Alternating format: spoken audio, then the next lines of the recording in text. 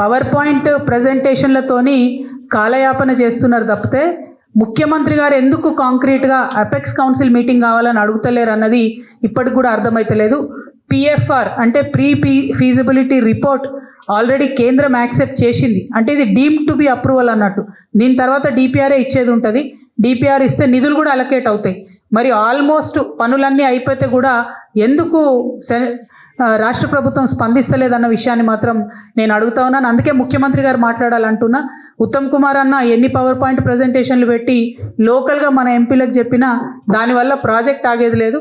Project ఆగాలంటే ఢిల్లీలో లొల్లి పెట్టాలి. ఇది ఢిల్లీలో లొల్లి పెట్టేటటువంటి టైము, కాబట్టి అక్కడికి పోయి యుద్ధం చేయాలని చెప్పి నేను రేవంత్ రెడ్డి గారిని డిమాండ్ చేస్తూ ఉన్నాను.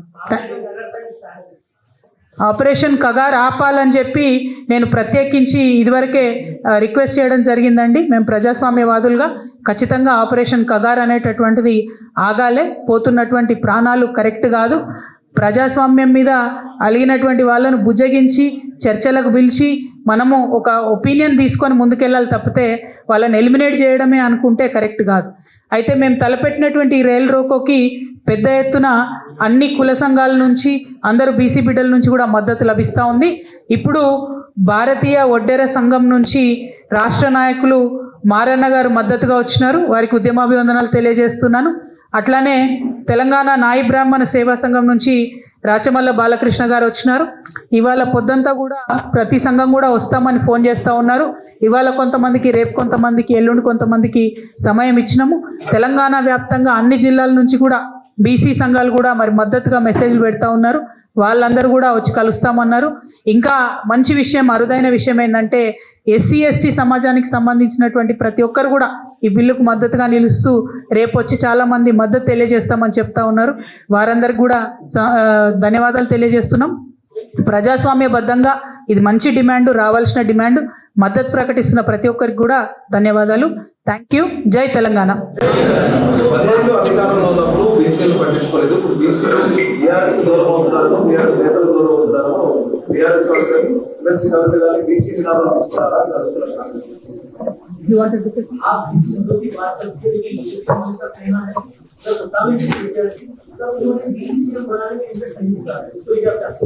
हम एक ही बात कहना चाहेंगे, जब सत्ता में थे केसीआर साहब तेलंगाना नया नया बनाता और जितने भी बीसीस के बारे में काम कर सके वो सिर्फ और सिर्फ केसीआर साहब ने यहाँ काम किया है।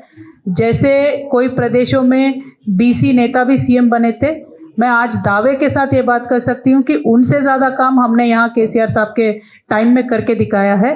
तकरीबन 2,60,000 करोड़ 2.6 लाख करोड़ का बजट हमने बीसीस के लिए सिर्फ वेलफेयर स्कीम्स के लिए दिया था। एम्पावरमेंट अलग, रिजर्वेशंस अलग, वो सब छोड़ के भी हमने बीसीस के लिए काम किया है। तो पूरे हिंदुस्तान में मैं दावे के साथ कह सकती हूँ केसीआर साहब ने जितना काम किया है किसी और सीएम ने नहीं किया है। Thank you.